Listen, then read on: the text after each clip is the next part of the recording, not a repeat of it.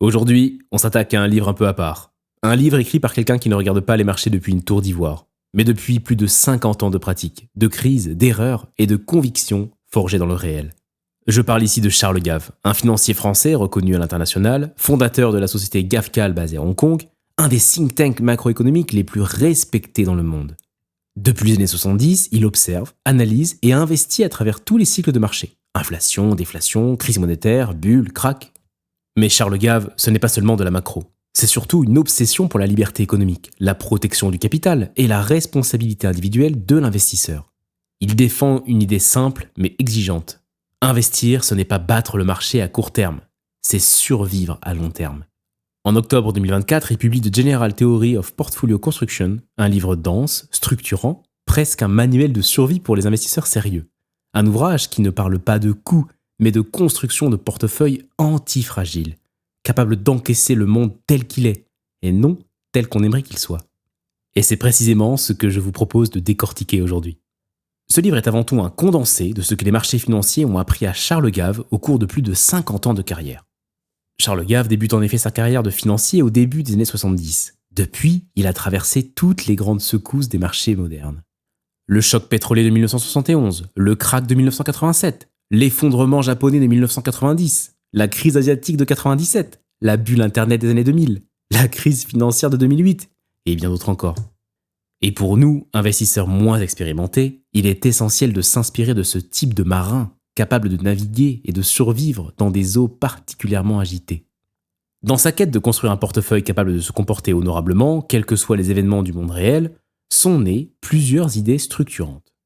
La première idée de Charles est que le cycle financier suit le cycle économique, et que celui-ci peut être décomposé en 4 grandes phases que nous allons aborder dans cette vidéo. La deuxième grande conviction de Charles, c'est qu'une économie moderne peut être comprise comme de l'énergie transformée. Selon lui, la majorité des cycles économiques s'expliquent avant tout par l'évolution des prix de l'énergie. Une énergie abondante et bon marché favorise la croissance, tandis qu'une énergie rare et chère engendre des récessions. La troisième idée s'inspire des travaux de Nassim Nicolas Taleb, qui distingue 3 types d'actifs, le fragile, le robuste et l'antifragile. Alors, je ne vais pas m'étendre sur ce principe, car je vous la réserve pour un peu plus tard. Mais sans entrer ici dans le détail, l'idée clé du principe d'antifragilité, c'est le suivant. Une bonne diversification suppose de détenir des actifs capables de prospérer lorsque tout le reste s'effondre. C'est l'un des piliers d'un portefeuille intelligemment construit. Et enfin, la 4e influence majeure provient du livre Fail-Safe Investing de Harry Browne, publié à la fin des années 90. Cet ouvrage l'a profondément marqué, car il démontre qu'il est possible de bâtir un portefeuille permanent capable de générer des rendements réels satisfaisants dans une devise donnée, tout en maintenant une volatilité très limitée. Et l'ambition de The General Theory of Portfolio Construction est précisément de fusionner ces 4 grands ensembles d'idées en une théorie cohérente de la construction de portefeuille. L'objectif est clair, obtenir des rendements réels attractifs avec une volatilité maîtrisée, quels que soient les chocs économiques, financiers ou politiques. Et pour comprendre comment Charles Gave y parvient concrètement, voici le plan de cette vidéo. Nous allons commencer par rappeler les grands principes partagés chez GAFCAL, puis nous découvrirons la théorie des 4 cadrans, avant d'enchaîner sur la présentation du portefeuille 4 quarts, puis nous tenterons d'expliquer pourquoi l'économie peut être perçue comme de l'énergie transformée, et enfin, nous aborderons le portefeuille 4 quarts revisité par Charles Gave. Ah, et j'allais oublier, avant de commencer, 2 précisions importantes. Les graphiques que vous allez voir dans cette vidéo sont issus du livre de Charles Gave et ont été produits par l'Institut GAFCAL, pas par moi. Et deuxièmement, comme d'habitude, vous connaissez la musique, cette vidéo ne constitue en aucun cas un conseil en investissement personnalisé. Son objectif est avant tout de vous apporter des éléments de réflexion, des grilles de lecture et des clés d'analyse pour mieux comprendre les marchés et les dynamiques économiques. Cette vidéo a vocation à vous aider à construire votre propre jugement, mais chaque décision d'investissement reste personnelle et doit s'appuyer sur vos propres recherches et votre situation individuelle. En première partie, je voudrais vous partager quelques fondamentaux clés, largement admis chez GAFCAL, et que vous devez absolument vous approprier si vous voulez comprendre les marchés sur le long terme. Voici, selon ma lecture du livre, les 3 thèmes les plus importants. Premièrement, l'or, c'est la réserve de valeur ultime. Et oui, même si tout le monde vous dit l'inverse, l'or ne change pas de prix. Une once d'or vaut une once d'or. Point final. Ce qui fluctue, ce sont les monnaies dans lesquelles l'or est mesuré. Autrement dit, quand on vous dit que le prix de l'or en dollars monte, ce n'est pas l'or qui monte, c'est le dollar qui se déprécie. C'est pourquoi il est bien plus pertinent d'utiliser l'or comme étalon de valeur ou unité de compte plutôt que le dollar américain. Sans même parler des autres devises qui perdent structurellement du pouvoir d'achat au fil du temps. Prenons l'exemple de l'immobilier américain et regardons le graphique que j'affiche sous vos yeux. La courbe rouge, c'est le prix des maisons mesuré en onces d'or. La courbe en bleu, c'est le prix des maisons mesurées en dollars américains. Vous remarquez que le prix mesuré en onces d'or fluctue énormément. Sur une longue période, lorsque le prix médian d'une maison est inférieur à 200 onces d'or, l'immobilier est historiquement bon marché. Lorsqu'il dépasse les 400 onces d'or, il devient cher. En dollars, les prix des maisons donnent l'impression de monter continuellement. Mais en réalité, ce n'est pas le prix de l'immobilier qui monte. Ce que l'on observe surtout, c'est la baisse du dollar. L'or occupe donc une place unique dans le système financier. Il ne comporte ni risque de faillite, ni risque de contrepartie. C'est en ce sens le véritable actif sans risque, une forme de richesse transmise de génération en génération. Deuxième principe important. Sur les marchés, il n'y a uniquement que deux types d'actifs, les actifs réels et les contrats. Les actions, l'or, l'immobilier, l'art ou encore les Ferrari de collection, ce sont des actifs réels. Les obligations d'État, les polices d'assurance, les dépôts bancaires, les monnaies, ce sont des contrats. Les actifs réels ont de la valeur soit parce qu'ils génèrent des flux de trésorerie futurs, ce sont les outils, soit parce qu'ils sont rares, ce sont les bijoux. Il est beaucoup plus facile de valoriser les outils en actualisant les flux de trésorerie futurs à un taux sans risque que les bijoux, dont le prix est plus subjectif. Les outils comportent un risque permanent de faillite, mais ne présentent pas de risque de contrepartie. A l'inverse, les contrats impliquent généralement un risque de contrepartie. Et c'est là une distinction essentielle. Les contrats ont un prix, mais pas de valeur intrinsèque. Les actifs réels ont une valeur, mais pas de prix objectif. Alors, ce qui est amusant, c'est que l'immobilier est un cas un petit peu particulier, car il est à la fois un outil, puisqu'il génère des flux de trésorerie futurs, mais aussi à la fois un actif pouvant intégrer ou non une prime de rareté. Et enfin, dernier principe, c'est la différence fondamentale entre un marché haussier et un marché baissier. Les investisseurs ont souvent des définitions très différentes de ce qu'est un marché baissier. Pour Charles, un marché baissier, c'est une période durant laquelle les actions sous-performent l'or. Sur le long terme, si le capitalisme fonctionne, les actions doivent surperformer l'or. Sinon, pourquoi prendre le risque d'investir dans les entreprises ? Ainsi, tant que les actions surperforment l'or, nous sommes en marché haussier. Et à l'inverse, lorsque l'or surperforme les actions, nous entrons en marché baissier. Regardez le graphique suivant. La courbe rouge, c'est le cours du S&P 500 divisé par le prix de l'or. Autrement dit, quand la courbe rouge monte, donc dans les parties bleues, alors le S&P 500 surperforme le cours de l'or. Et à l'inverse, lorsque la courbe rouge baisse, dans les parties blanches, l'indice S&P 500 sous-performe le cours de l'or. Nous sommes donc en marché baissier. Et avec ce graphique sous les yeux, le véritable danger, selon Charles Gave, ce n'est pas le marché baissier classique. Le vrai destructeur de portefeuille et de carrière est ce que Charles appelle un Ursus Magnus.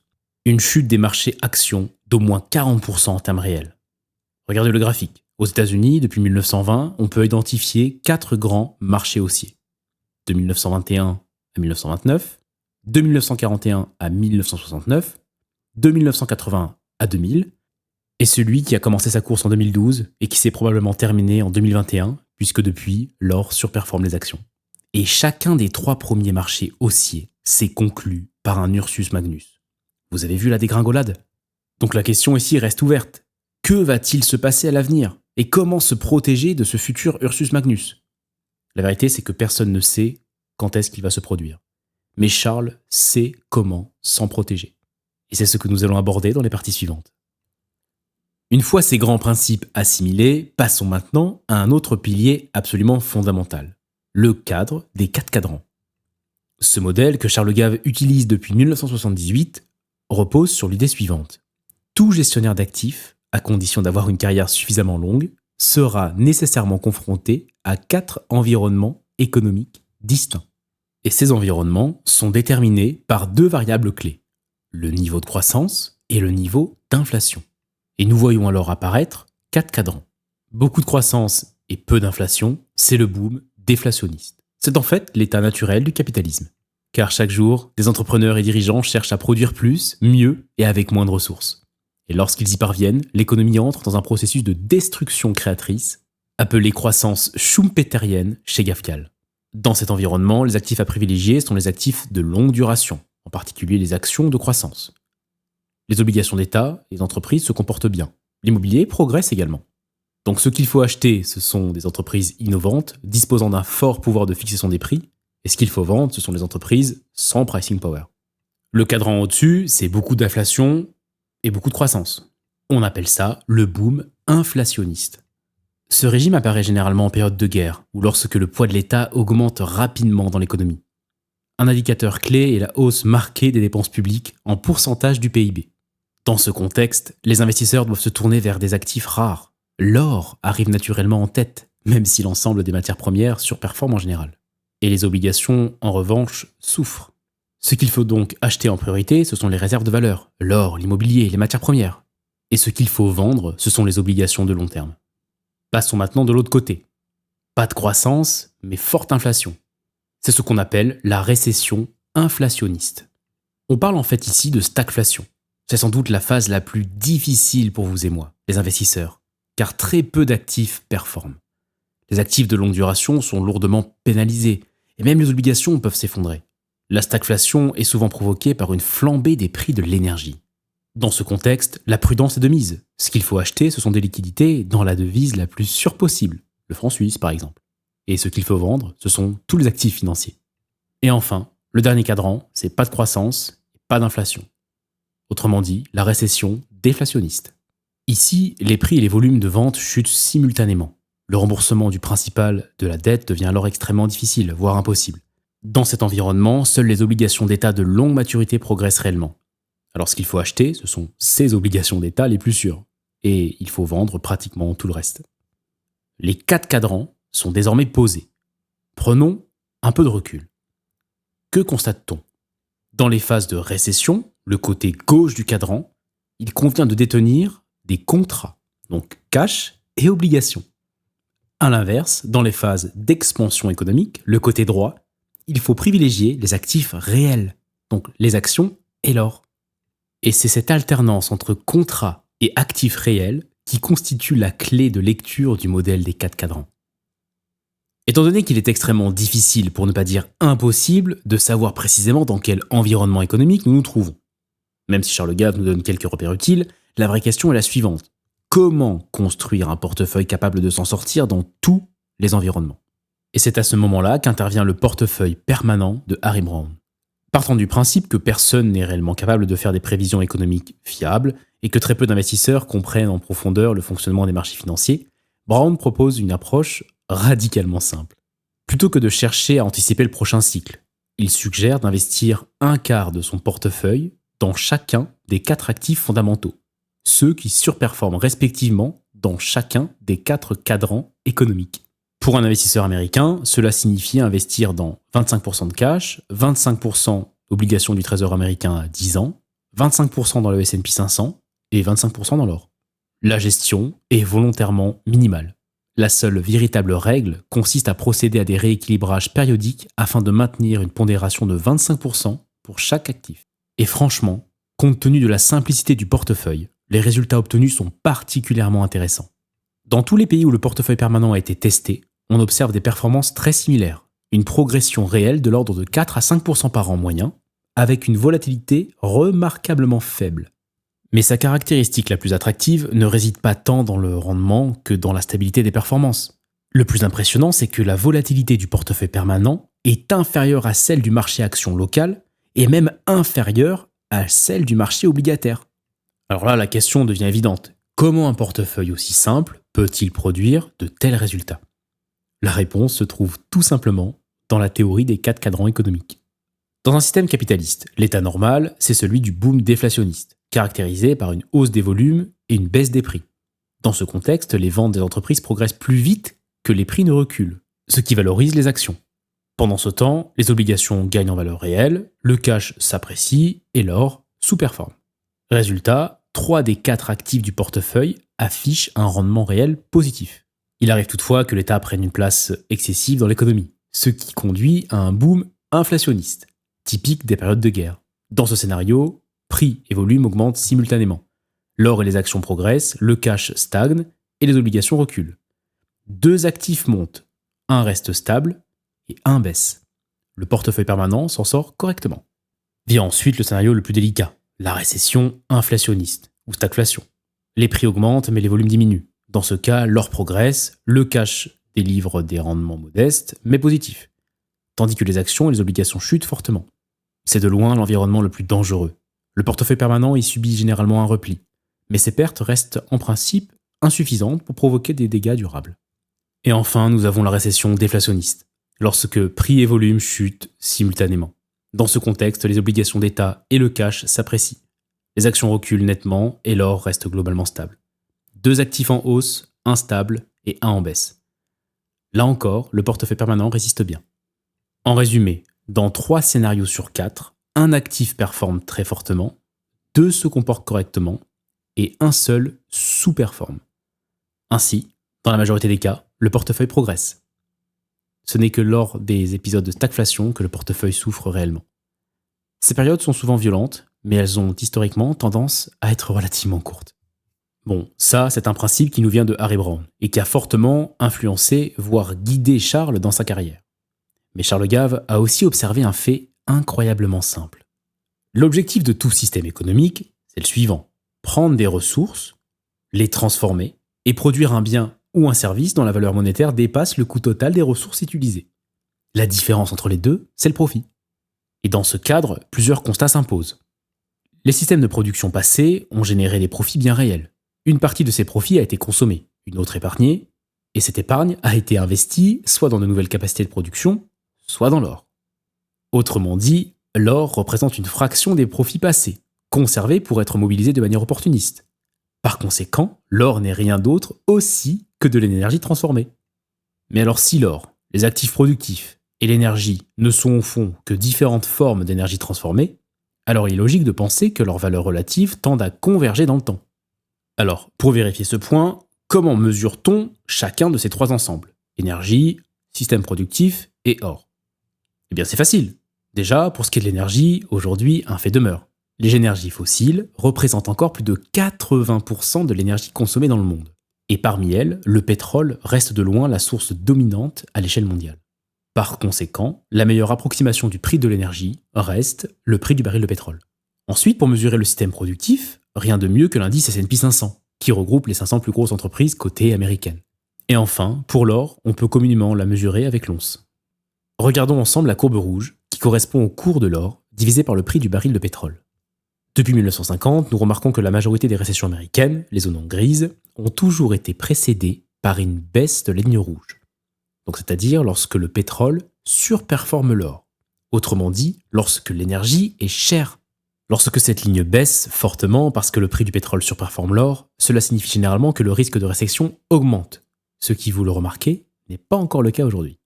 Amusons-nous maintenant à comparer le S&P 500 par rapport au prix du baril de pétrole. Sur le long terme, le marché actions affiche une tendance haussière d'environ 1,3% par an par rapport à l'énergie. Cela s'explique très probablement par une amélioration structurelle de la productivité énergétique de l'économie. Mais si l'on neutralise cette tendance, on constate quelque chose de très intéressant. Le ratio corrigé S&P 500 divisé par le prix du baril de pétrole ressemble étroitement au ratio de Shiller, le Shiller-PI. Et ce ratio Shiller-PI, qui est, je vous le rappelle, le price earning moyen sur 10 ans corrigé de l'inflation, atteint presque toujours un sommet cyclique juste avant une récession, puis chute brutalement lorsque le ralentissement économique se matérialise. Mais en fait, c'est très simple. Quand le ratio S&P 500 sur le prix du baril de pétrole baisse, c'est-à-dire quand l'énergie devient chère, le ratio de Shiller baisse lui aussi. La conclusion est claire. La duration du marché action est extrêmement sensible au prix de l'énergie rapporté à la valeur du système productif. Dit autrement, lorsque l'énergie devient plus coûteuse, le rendement marginal de sa transformation en bien diminue. Et à ce moment-là, ce n'est jamais une bonne nouvelle pour les détenteurs d'actions. Sauf évidemment pour ceux qui possèdent des valeurs énergétiques en portefeuille. Et tout ça nous pousse à regarder une troisième relation. L'or par rapport au S&P 500. La courbe en rouge, c'est donc le S&P 500 divisé par le prix de l'or. Ce ratio mesure en fait l'arbitrage entre les actifs d'efficacité, les actions, et les actifs de rareté, l'or. Lorsqu'il monte, les actions surperforment l'or. En octobre 2024, lorsque ce livre a été écrit, le S&P 500 apparaissait surévalué par rapport à l'or, qui est lui-même surévalué par rapport au pétrole. Donc si ce ratio venait à casser sa moyenne mobile à 7 ans, ce qui est presque le cas aujourd'hui, cela signifierait probablement le début d'un marché baissier sur les actions. Historiquement, ce type de rupture a entraîné un retour rapide du S&P 500 vers sa moyenne, puis un sous-dépassement marqué, souvent concomitant avec une récession ou son imminence. Mais en fait, ce qu'il faut bien comprendre, c'est que depuis 2012, le prix du baril de pétrole est bas par rapport à l'or. Donc les grands gagnants de la transformation de l'énergie en valeur ont été les entreprises consommatrices d'énergie, notamment les GAFAM, suivies des détenteurs d'or. A l'inverse, les producteurs d'énergie ont été largement pénalisés. Exxon, Chevron, Total. Cela s'explique par la révolution du pétrole de schiste, mais aussi par une réalité plus profonde. Déjà, le cycle de l'énergie est long, environ 30 ans, et largement indépendant du cycle économique classique. Ensuite, le cycle de l'énergie se déroule généralement ainsi. Une phase de surinvestissement qui rend l'énergie abondante et bon marché. Des prix faibles entraînent une sous-exploration. Le manque d'investissement crée une pénurie. Et la pénurie provoque une envolée des prix, déclenchant ensuite une nouvelle phase de surproduction. Et les pénuries structurelles apparaissent toujours après de longues périodes de sous-investissement, lorsque les rendements du capital énergétique ont été insuffisants. C'est précisément le risque que nous affrontons aujourd'hui, l'entrée dans une phase de pénurie énergétique structurelle, indépendante du cycle économique traditionnel. Dans ce type de contexte, le prix de l'énergie a historiquement progressé de manière quasi verticale, y compris en période de récession. En réalité, ce sont souvent les hausses du prix du pétrole qui provoquent des récessions, comme dans les années 70. Et si l'analyse de Charles est correcte, et si aucune nouvelle source d'énergie ne permet de répondre rapidement à la pénurie, nous pourrions assister à une baisse structurelle du ratio S&P 500 divisé par le prix du baril de pétrole, accompagnée donc d'une forte contraction des ratios price-earning. Dans ce scénario, les investisseurs auraient tout intérêt à privilégier les producteurs d'énergie existants plutôt que les entreprises fortement consommatrices d'énergie comme les GAFAM aujourd'hui. Ce concept étant compris, voici comment Charles Gave a amélioré le portefeuille de Harry Browne afin de le rendre encore plus antifragile. Premier changement, un arbitrage entre or et obligations. Même s'il est extrêmement difficile de savoir dans quel environnement économique nous nous trouvons, Charles Gave adopte une approche assez proche de Charlie Munger. Plutôt que d'essayer de deviner ce qui va fonctionner, il commence par se demander ce qui ne peut pas fonctionner. Autrement dit, s'il est compliqué de savoir quel actif détenir, il est souvent beaucoup plus simple de savoir quels actifs ne doivent pas être détenus ensemble. Et c'est le cas de l'or et des obligations d'État de longue durée. Ces deux actifs sont fréquemment présentés comme les piliers de la diversification. Pourtant, dans une logique antifragile, les détenir simultanément n'a que peu de sens. Parce qu'il est extrêmement rare que l'on gagne de l'argent en même temps sur l'or et sur les obligations longues. Ces deux actifs répondent à des régimes économiques opposés. Ils sont, par nature, mutuellement exclusifs. Rappelez-vous, dans le cadre des 4 cadrans, les choses deviennent limpides. En récession déflationniste, l'actif à privilégier, ce sont les obligations d'État.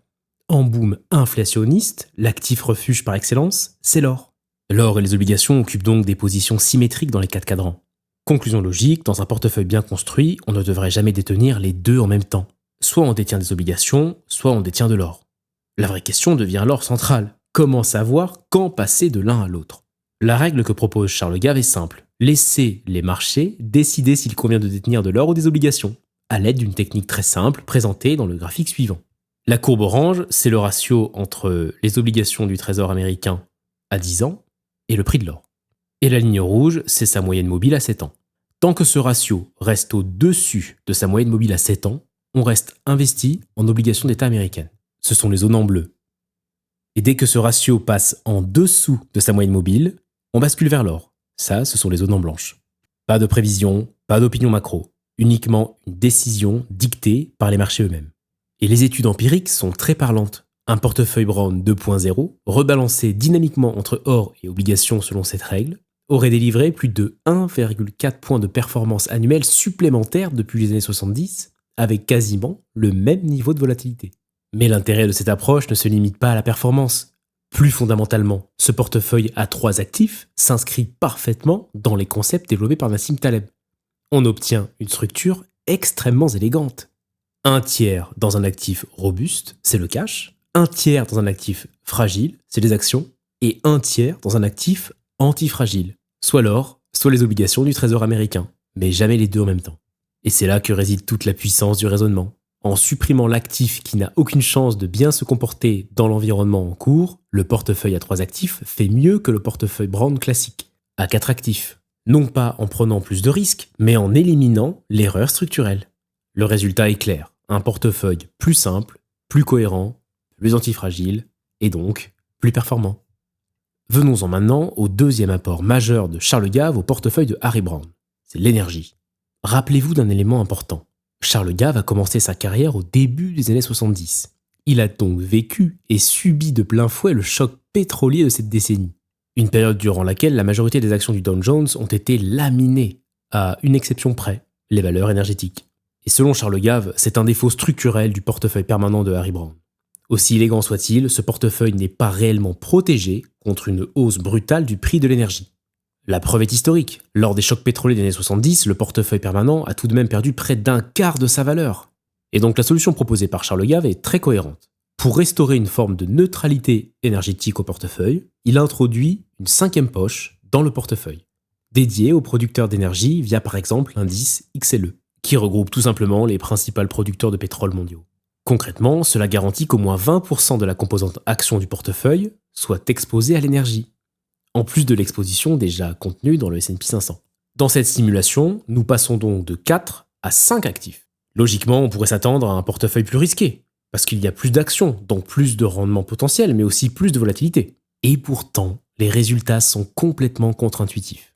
Le portefeuille renforcé en énergie affiche 5% de rendement annuel moyen, contre 4%, je vous le rappelle, pour le portefeuille permanent de Harry Browne. Plus surprenant encore, ce portefeuille est moins exposé aux chutes violentes que le portefeuille permanent classique. La conclusion est limpide, plus de performance et moins de volatilité. Mais chers investisseurs, ne nous arrêtons pas en si bon chemin. Poussons le raisonnement jusqu'au bout et combinons les deux innovations majeures. L'arbitrage dynamique entre or et obligations et l'ajout d'une poche énergétique dédiée. On obtient alors ce que Charles Gave appelle le Brown dynamique. Et les résultats sont spectaculaires. Un rendement nominal annuel de 6,1% moyen en termes réels, une volatilité annuelle de 10%, et un drawdown maximal de 38%. En fait, on se rapproche très fortement des rendements structurels des actions, mais avec une volatilité sans commune mesure.